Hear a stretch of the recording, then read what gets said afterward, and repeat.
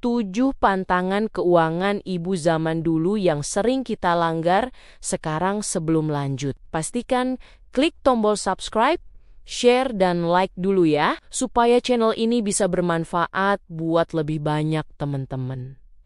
Terima kasih. Yuk kita lanjut deh. Apa kabar ibu semua? Moga sehat-sehat terus ya. Pernahkah ibu merasa dompet seolah bocor halus? Padahal belum tengah bulan dan rasanya tidak belanja macam-macam. Fenomena zaman sekarang memang luar biasa.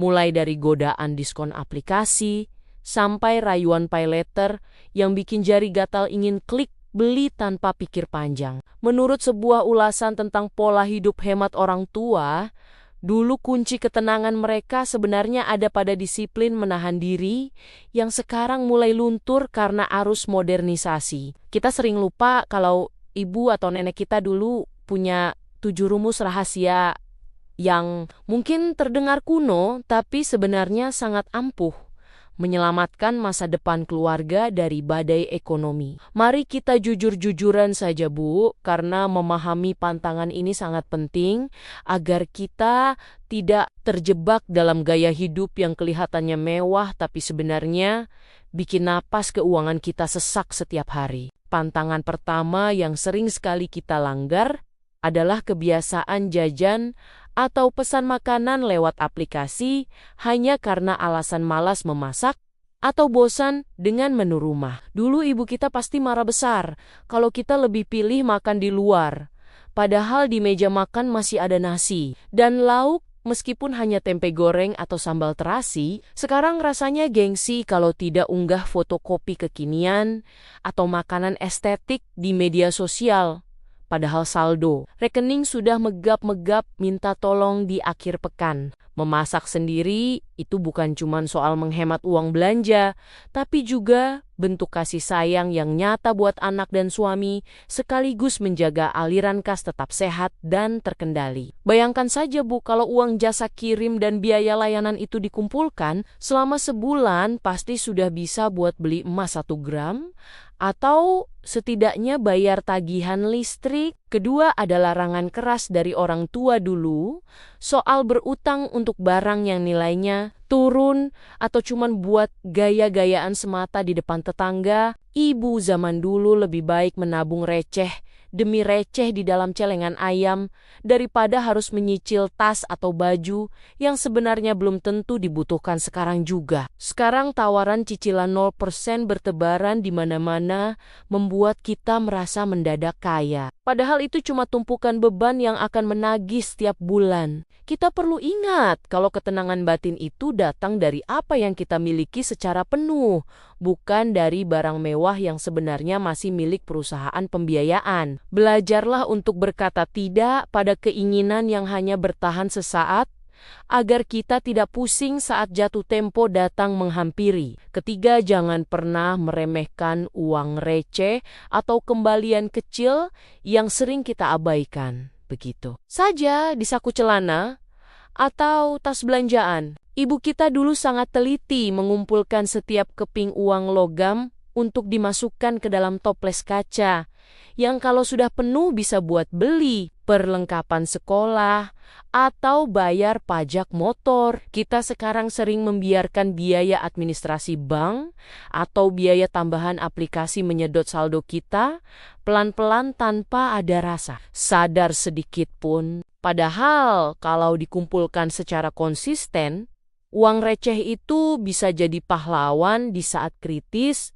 atau sekadar tambahan modal buat investasi kecil-kecilan yang menguntungkan. Mulailah hargai setiap rupiah yang masuk.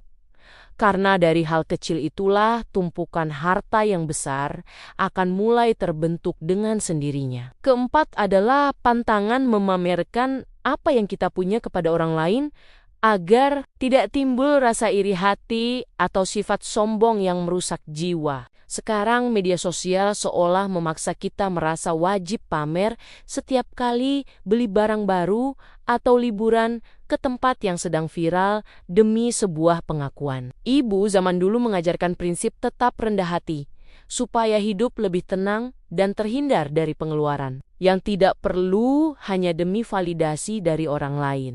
Ingatlah Bu, kalau pujian orang di kolom komentar itu tidak bisa dipakai buat bayar uang sekolah anak atau beli beras di pasar, jadi lebih baik simpan saja kebahagiaan itu secara privat. Fokuslah pada kenyamanan keluarga di dalam rumah daripada sibuk membangun citra mewah di mata orang yang bahkan tidak peduli dengan kondisi dapur kita. Kelima, kita sering melanggar larangan untuk tidak membuang barang yang sebenarnya masih bisa diperbaiki atau dialihfungsikan menjadi barang berguna lainnya. Dulu wadah bekas biskuit kaleng bisa berubah fungsi menjadi tempat benang atau botol kaca. Bekas jadi wadah minyak goreng yang rapi di dapur ibu. Sekarang sedikit saja ada yang rusak atau terlihat ketinggalan zaman, langsung kita buang dan beli baru karena alasan praktis. Padahal itu adalah pemborosan yang sangat halus. Kita perlu belajar lagi cara kreatif memanfaatkan apa yang sudah ada di rumah supaya tidak terus-menerus jadi korban gaya hidup konsumtif yang tidak ada habisnya. Hemat itu bukan berarti pelit, tapi lebih kepada menghargai sumber daya yang sudah Tuhan titipkan melalui tangan kita sebagai pengelola rumah tangga. Keenam adalah kebiasaan buruk tidak punya dana darurat atau uang simpanan rahasia yang tidak boleh diganggu-gugat untuk keperluan harian yang biasa. Ibu kita biasanya punya uang selipan di bawah kasur atau di dalam lipatan kain jarik yang gunanya buat keadaan genting yang benar-benar tidak terduga. Kita sekarang sering merasa terlalu aman dengan limit kartu kredit atau pay later. Padahal itu bukan uang milik kita, melainkan beban utang di masa yang akan datang. Memiliki dana cadangan yang bisa diambil kapan saja adalah kunci agar kita tidak panik saat tiba-tiba ada urusan mendadak, seperti biaya rumah sakit atau atap rumah yang bocor. Mulailah menyisihkan sedikit saja setiap hari karena rasa aman itu harganya jauh lebih mahal daripada barang diskonan yang sedang tren. Ketujuh, jangan sampai kita terlalu sibuk mengejar materi sampai lupa menyisihkan sebagian rezeki untuk berbagi atau bersedekah kepada mereka yang lebih membutuhkan. Ibu zaman dulu sangat percaya bahwa dengan memberi, maka pintu rezeki akan terbuka lebih lebar dan harta yang kita miliki akan menjadi jauh lebih berkah. Sekarang kita sering terlalu banyak hitung-hitungan dalam memberi karena takut uang tidak cukup untuk memenuhi semua daftar keinginan gaya hidup kita sendiri. Padahal sedekah adalah asuransi langit yang paling nyata yang bisa memberikan kedamaian hati sekaligus menjaga kita dari sifat kikir yang bisa merusak kebahagiaan. Rezeki itu ibarat air yang kalau terus mengalir akan tetap jernih, tapi kalau ditimbun terus-menerus malah akan menjadi bau dan tidak sehat. Menjalankan 7 pantangan ini memang terasa sangat berat di tengah gempuran iklan yang lewat di beranda ponsel kita setiap detik tanpa henti. Rasanya seperti sedang dipaksa diet ketat, tapi tetangga sebelah rumah terus saja mengirimkan martabak manis setiap malam yang aromanya sangat menggoda iman para ibu. Tapi percayalah Bu, bahwa perjuangan kita menahan keinginan sesaat ini akan membuahkan hasil yang sangat manis di masa tua nanti saat semua orang lain kebingungan. Kita tentu tidak inginkan kalau nanti di usia senja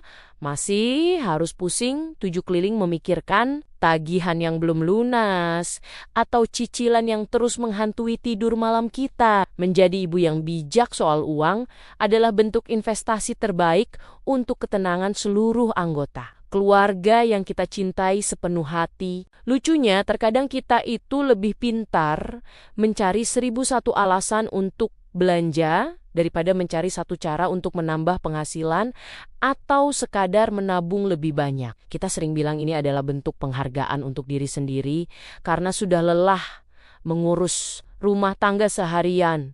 Padahal penghargaan terbaik adalah melihat tabungan yang terus tumbuh. Tidak apa-apa kalau sesekali ingin memanjakan diri dengan sesuatu yang menyenangkan, tapi jangan sampai hadiah untuk diri sendiri. Itu malah jadi beban stres berkepanjangan. Mari kita lebih dewasa lagi dalam membedakan mana yang benar-benar menjadi kebutuhan primer dan mana yang cuma sekadar keinginan sesaat akibat lapar mata belaka. Jangan sampai kita besar pasak daripada tiang hanya karena ingin terlihat setara dengan standar hidup orang lain yang mungkin saja lebih menderita. Memang zaman sudah banyak berubah dan tantangan ekonomi yang kita hadapi sekarang jauh lebih kompleks dibandingkan zaman ibu atau nenek kita di masa lalu. Namun prinsip dasar dalam mengelola keuangan sebenarnya tetap sama dari dulu hingga sekarang, yaitu pengeluaran sama sekali tidak boleh lebih besar daripada pendapatan. Kita perlu melakukan sedikit autokritik terhadap diri sendiri.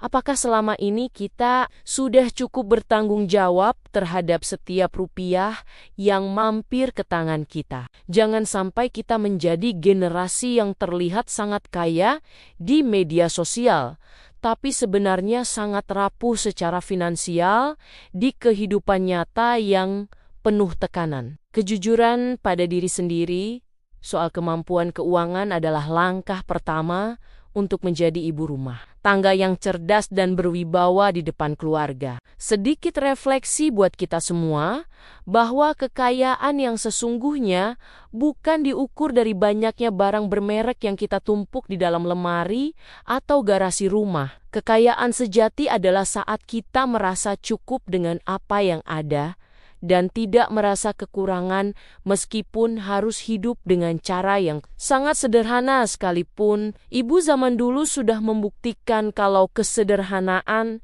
adalah kunci kebahagiaan yang tidak akan pernah bisa dibeli dengan tumpukan uang sebanyak apapun di dunia. Mari kita mulai kembali mempraktikkan kearifan lokal dalam mengelola dompet agar keluarga kita tetap harmonis dan jauh dari gangguan masalah keuangan yang merusak. Kebahagiaan itu gratis dan sederhana, asalkan kita tahu bagaimana cara mensyukuri apa yang sudah ada di depan mata tanpa terus menoleh ke samping. Demikian, terima kasih sudah mendengarkan ceritaku kali ini. Sampai ketemu lagi di cerita-cerita berikutnya. Tetap semangat ya ibu-ibu semua.